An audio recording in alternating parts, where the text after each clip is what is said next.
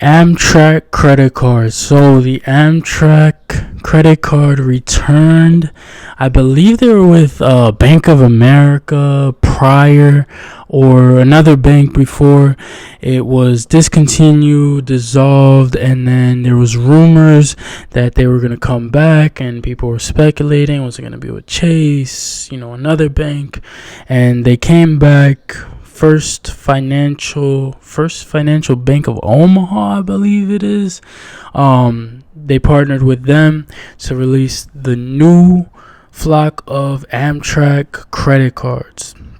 So I actually got this card back in April when when they were doing a great promotion. I got it at for like it was more points, so essentially spend 2k to get 1k back in points. I don't remember exactly how many points it is, but the points were equivalent to about 1k, which is as opposed to, I believe it's 600 or it's like 800, but it was definitely way more. It was a great offer. That was when I picked it up. So there are two versions of this card. They have the $0 annual fee card, which is the Amtrak Guest Rewards MasterCard, which is the no annual fee card, and then there's the Amtrak Guest Rewards Preferred MasterCard, which is $99. That's the one I got. So like any other card, there's 3 points per $1 spent on Amex travel, 2 points per $1 on dining, 1 point per $1 on all other purchases. So super standard.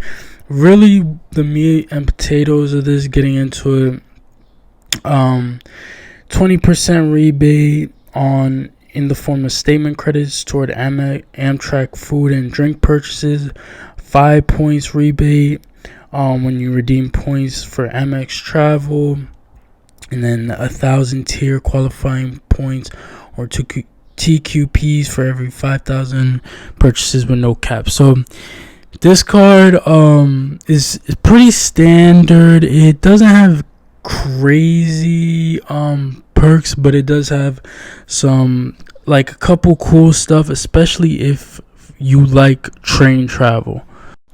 So no surprise there. Obviously, this is going to be preferable for the people who enjoy train travel, who travel a lot, especially East Coast people. There is a companion pass after opening an account each year when you renew your card, a value up to $300 when redeemed for Amex travel, or I keep calling it Amtrak travel. This alone could offset the $99 annual fee. A free one-class upgrade after opening an account in each year when your account is renewed could be worth up to $150, and a single visit Amtrak lounge pass after opening an account in each year when your account is renewed. So that one, I think it's a little because this is $99 annual fee. This is supposed to be the top tier Amtrak card, and I think a single visit is a little low for a perk. I think it should be something more. And then the one class upgrade and then companion coupon once a year. Those I don't think are great. I think this car is going to thrive with people who obviously enjoy train travel, obviously, because there's not really any other option. So this card is going to be what thrives with them. But I do think it's one thing for the no annual fee card. It's a no annual fee card. You don't expect much from it.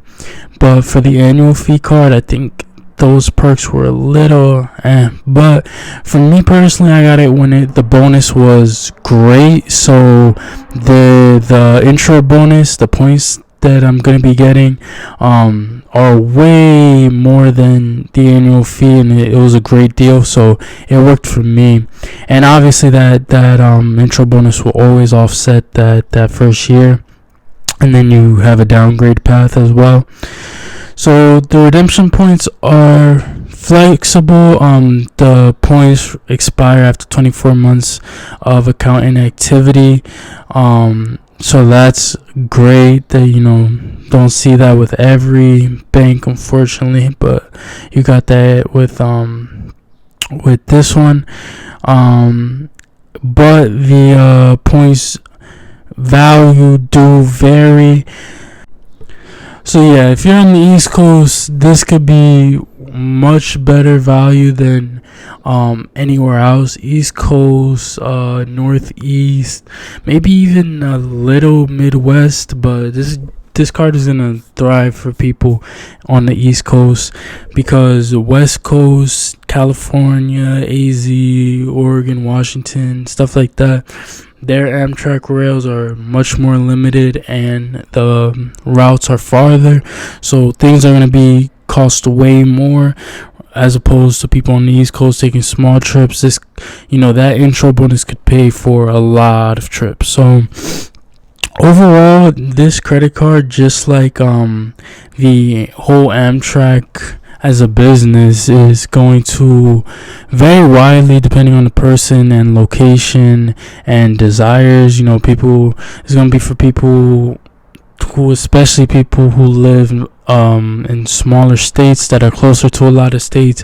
It's going to be for people who prefer train travel over air travel, and this is going to be for people who can make use of those lounge passes, single visits, the class upgrade, the companion coupon once a year. People who will find value in that. So I do think this, just like Amtrak, like I said, as a whole business and as a avenue in general, is going to be limited. It's going to be niche. But I think for the people this does work for, it's going to be great. And I'm mostly talking about the $99 card, because if you go down to the no annual fee card, then you can expect limited rewards and whatnot. So that's a given. But you can get the $99 card, and even if that doesn't work for you, you have the downgrade pass. So that's my thoughts on it. I have the card.